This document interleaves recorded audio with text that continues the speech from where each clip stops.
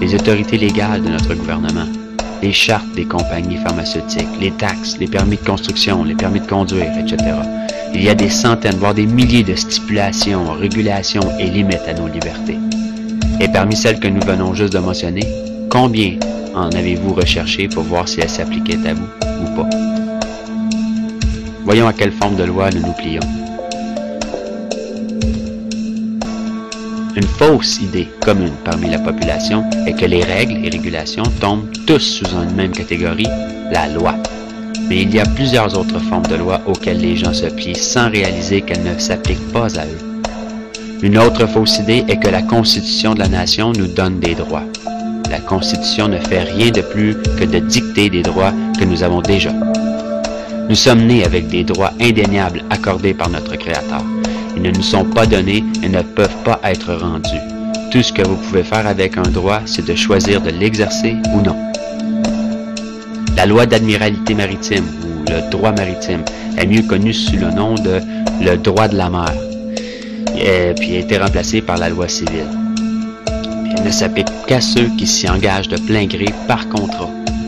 La définition du droit maritime, c'est un groupe de lois privées internationales qui gouvernent les relations entre entités privées qui opèrent un bateau sur l'océan. Voyons voir comment et pourquoi une forme de loi qui a été façonnée pour gouverner les corporations, les affaires et les bateaux a imposé ses règles sur des êtres humains naturels. Tout ça est performé par la magie des mots. Une simple perversion linguistique a rendu possible de convaincre les peuples partout dans le monde que ces lois alternatives s'appliquaient à eux. Une des croyances prédominantes dans notre culture moderne est que les licences, permis, enregistrements et d'autres formes de documentation sont requises pour opérer des véhicules moteurs, utiliser les routes, construire des structures et établissements et de s'engager dans une entreprise libre, et beaucoup plus. Malheureusement, ces croyances sont basées sur très peu ou pas d'investigation du tout et sont fausses. La structure des croyances est perpétuée par le droit maritime. Cette forme de loi a été originalement conçue pour gouverner les bateaux qui arrivent à quai dans des nations étrangères pour importer ou exporter des produits et des ressources. Elle s'occupe de transactions bancaires et marchandes, pas des affaires civiles. Quand un produit est sorti d'un bateau et apporté à une nation étrangère, qu'une nation prend la garde de cette ressource, elle est représentée avec un certificat. Le certificat affiche la date de naissance du produit pris en garde par la nation en question. Demandez-vous, pour commencer, pourquoi il est supposément requis d'avoir un certificat de naissance de vie. Le dictionnaire Barran des termes bancaires définit un certificat comme un papier établissant une revendication de propriété. Dès lors, on remarque que n'importe qui avec un certificat de naissance est défini comme une propriété. La propriété de qui? Les gens sont utilisés comme nantissement ou comme garantie avec les autres nations parce que la nation est en banqueroute. Exemple, les États-Unis ont déclaré banqueroute le 9 mars 1933. À partir de là, les États-Unis ont commencé à prendre des prêts d'une corporation privée non affiliée avec le gouvernement appelée la Réserve fédérale. Sans argent pour repayer les prêts, les États-Unis ont commencé à utiliser les citoyens comme garantie. Tous certificats de naissance ou de mariage sont littéralement des reçus d'entrepôt. Faites juste regarder les similarités. Tous deux ont une date d'émission, un numéro de série, un numéro d'enregistrement ou numéro de reçu, une description du produit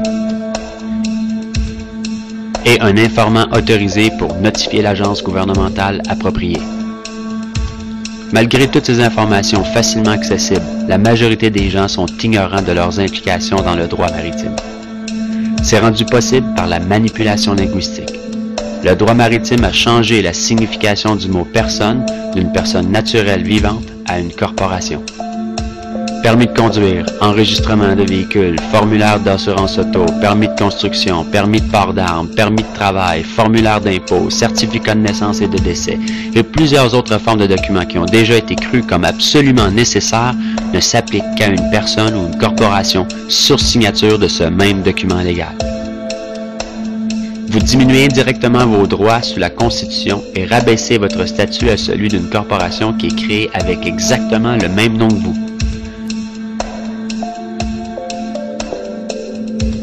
La seule façon de reprendre votre véritable nom du nom de la corporation est de remarquer que la corporation a son nom entier en lettres majuscules.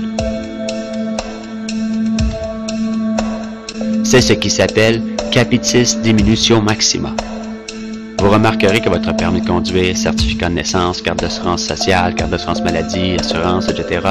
utilisent toutes les lettres majuscules pour représenter légalement la corporation qui porte votre nom, pas vous. La corporation est connue comme une personne artificielle, alors que vous êtes une personne naturelle.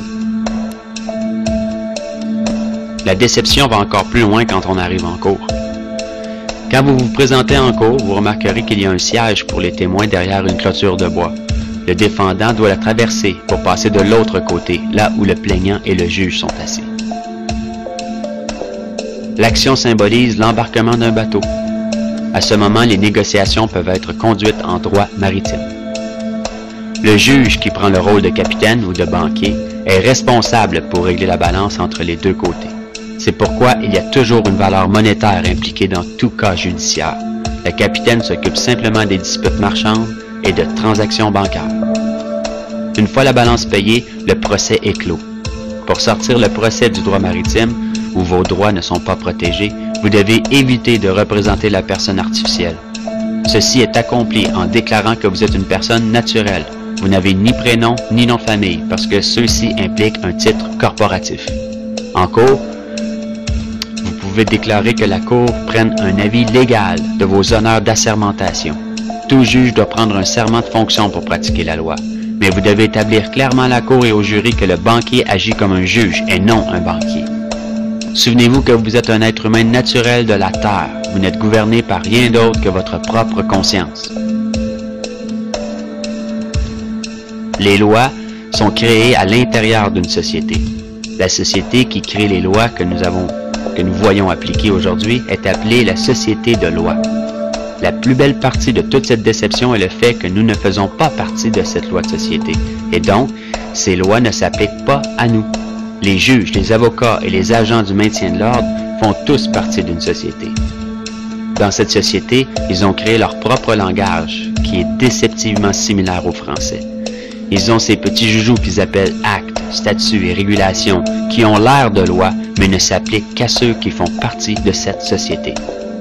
Ça signifie fondamentalement que toute violation de trafic, âge minimum requis, etc., sauf le dommage à autrui ou de leur propriété, ne s'applique pas à la personne naturelle. Les lois ne s'appliquent qu'à ceux qui font partie de cette société de loi. Le jeu auquel on joue n'est qu'une illusion. Vous pouvez simplement choisir d'ouvrir les yeux et de réclamer les libertés avec lesquelles vous êtes né, délimitées par rien d'autre que votre propre imagination. Voici seulement quelques exemples pour s'assurer que vos droits sont protégés. La plus importante ligne de défense contre cette déception est de loin la reconnaissance de la perversion du langage et d'être absolument conscient de comment vous formez vos croyances et concepts.